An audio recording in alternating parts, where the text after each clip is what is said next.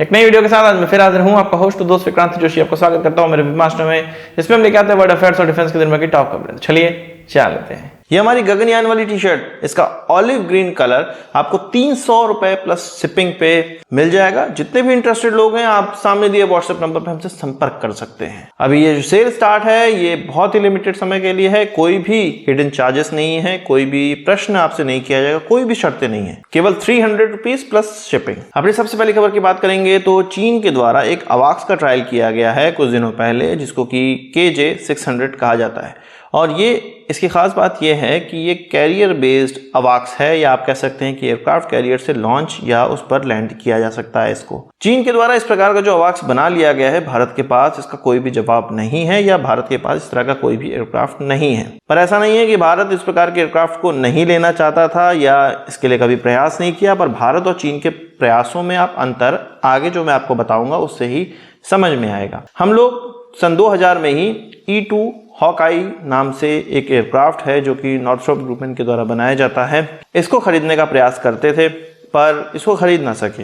ये हमारे aircraft carrier INS Vikramaditya पर ऑपरेशन के लिए प्लान किया गया था।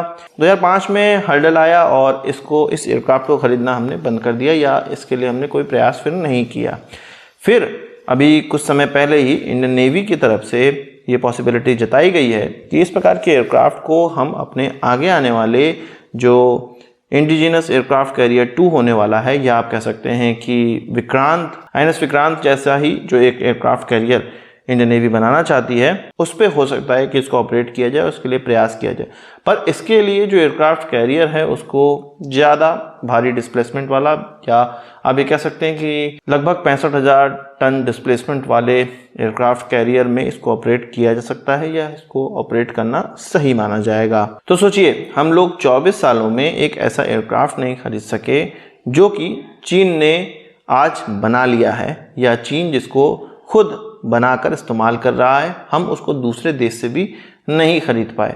हो सकता है भारत को इसकी उपयोगिता ना लग रही हो, पर अब जब चीन के पास ये आ चुका है तो भारत को भी इसकी उपयोगिता लगने लगेगी। भारत में खराब बात तो यही है कि जब कोई दूसरा कर लेता है तब हम उसके पीछे पीछे भागते हैं, हम लोग प्रोएक्टिव कदम नहीं उठाते हैं।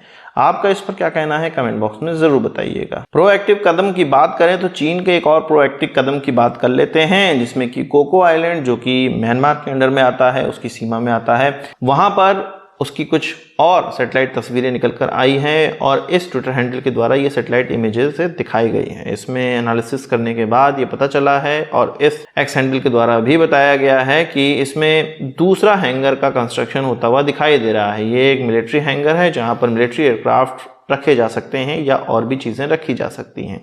म्यांमार ने हर बार डिनाई किया है कि ये जो कोको आइलैंड में कंस्ट्रक्शन हो रहा है ये किसी भी तरह से चीन के द्वारा नहीं किया जा रहा है, पर जानकारों का माने तो चीन के द्वारा ही ये सारे कंस्ट्रक्शन किए जा रहे हैं और म्यांमार जुंटा का इसमें पूरा सपोर्ट है। चीन के द्वारा पूरा सपोर्ट जुंटा का किया जा रहा है और उसी के तहत ये सारी चीज़ें हो रही।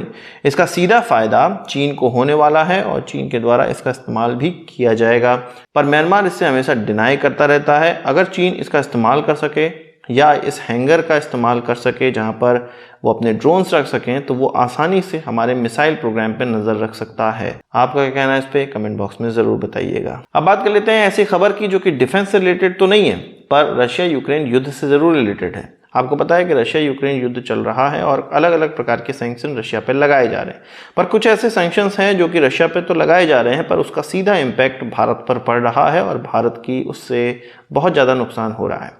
अब डायमंड बिजनेस को ही ले लीजिए, रशियन जितने भी डायमंड हैं या विश्व के जितने भी डायमंड हैं वो भारत में गुजरात के सूरत शहर में ही पॉलिश होते हैं, या बहुत सी चीज़ें डायमंड पे सूरत सिटी में ही किया जाता है और इसके बाद ये अलग अलग देशों में पहुंचते हैं बिक्री के लिए, या जिस तरह की रिक्वायरमेंट होती है उस तरह से पहुंचते हैं। मतलब डायमंड व्यापार में अगर हम बात करें पॉलिशिंग की तो 90% विश्व का सूरत शहर में ही होता है। अब EU के द्वारा और G7 नेशंस के द्वारा, G7 राष्ट्रों के द्वारा रशिया से जो भी डायमंड निकलेगा उसको न खरीदने की पहल कर ली गई है और रशियन डायमंड्स पे सैंक्शंस लगाया गया है। अब इस रशियन डायमंड का जो सैंक्शंस है वो भारत को सीधे सीधे इसलिए प्रभावित कर रहा है कि जब ये देश इनको नहीं खरीदेंगे, इनकी बिक्री कम हो जाएगी। इनकी बिक्री कम होगी तो रशिया के द्वारा इसकी पॉलिशिंग कम कराई जाएगी और भारत पर सीधा इसका, भारतीय बिजनेस पे इसका सीधा इम्पैक्ट पड़ने वाला है। अभी फिलहाल में 1 कैरेट के डायमंड पर ये सारी चीज़ें की गई हैं, पर हमारे फॉरेन मिनिस्टर का ये कहना है, एस जयशंकर जी का कहना है कि इस चीज़ को वो EU को और G7 नेशंस के सामने रखेंगे और वो ये बताएंगे कि रशिया का विरोध करते करते, रशिया पे सैंक्शन लगाते लगाते वो भारत पे एक तरह से सैंक्शंस लगा रहे हैं। और उनका ये मानना है कि ये रशिया पे सैंक्शंस लगाए गए हैं और वो ये चीज़ रखेंगे कि भाई भारत पे इस पर इम्पैक्ट पड़ रहा है। पर दबी जुबान में बहुत से लोग ये भी कह रहे हैं कि रशिया पर सैंक्शंस लगाते लगाते ये चीज़ इन देशों के लिए इसलिए भी इम्पॉर्टेंट हो गई है कि ये भारत के व्यापार को भी प्रभावित कर रहा है। तो इनडायरेक्टली जो देश भारत से चिढ़ते हैं, जो कि वेस्टर्न कंट्रीज हैं, वो इसका और ज़्यादा सपोर्ट कर रहे हैं। आप क्या कहना है इस पर कमेंट बॉक्स में ज़रूर बताइएगा। अब बात कर लेते हैं भारत पाकिस्तान रिलेशन की। तो पाकिस्तान के डिफेंस मिनिस्टर, जो कि नए डिफेंस मिनिस्टर बने हुए हैं, ख्वाजा आसिफ, उनका ये कहना है कि भारत का जो लोकसभा इलेक्शन है उसके बाद भारत और पाकिस्तान के रिश्ते सुधरने वाले हैं। वो इनडायरेक्टली ये कह रहे हैं कि अभी इलेक्शन की वजह से भारत और पाकिस्तान के जो रिश्ते हैं वो सुधर नहीं सकते हैं, क्योंकि भारत को पाकिस्तान से दुश्मनी दिखानी है। अगर इलेक्शन सुधर जाएंगे तो हो सकता है जो रूलिंग पार्टी है उसको वोट ना मिले।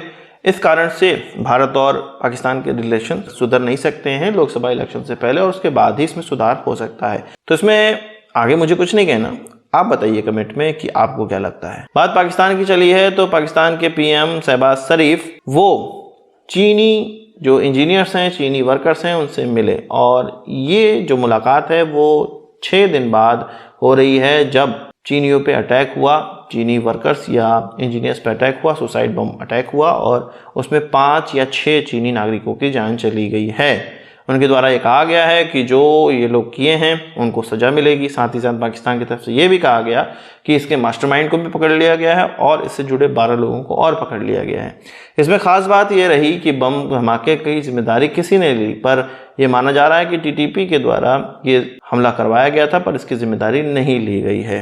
यहाँ पर एक चीज़ और आप जान लीजिए कि चीन का पाकिस्तान पे बहुत ज़्यादा दबाव था और पाकिस्तान की इतनी कुवत तो है नहीं कि 5 दिन के अंदर, 6 दिन के अंदर वो इसके असली मास्टरमाइंड को पकड़ सकते हैं। कि नहीं, कोई भी नागरिक को पकड़ के वो इसके मास्टरमाइंड और इस कॉन्स्पिरेसी में शामिल होने का उन लोगों पे इल्ज़ाम लगा कि किसी को भी फंसा सकते हैं। ये तो बहुत छोटी चीज़ हो गई।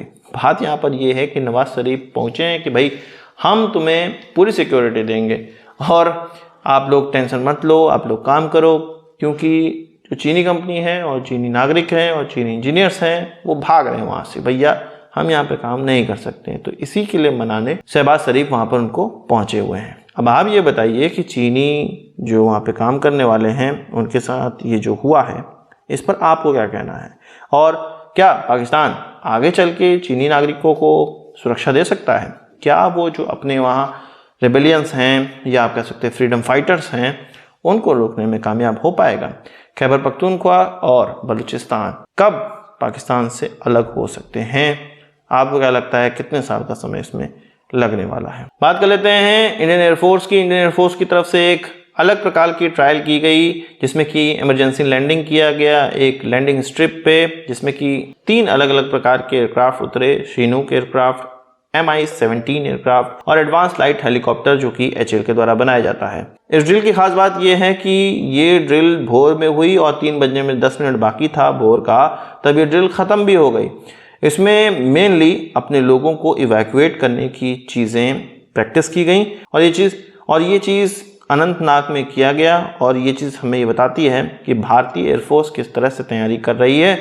अगर कोई POK में हमें हमला करना है, अपने लोगों को निकालना है, तो ये सारी तैयारियां इसी चीज़ की होती हैं। आज की इस वीडियो के लिए बस इतना ही। आशा करता हूँ वीडियो पसंद आया होगा, आपको एक बड़ा थम्स अप देंगे। इस वीडियो संबंधित सवाल सुझाव हो कमेंट बॉक्स में जो लाइएगा, और यदि आपने हमारा चैनल सब्सक्राइब नहीं किया उसे भी कर लीजिए, क्योंकि हम इस प्रकार की वीडियो लाते रहते हैं। नमस्कार, थैंक यू, जय हिंद।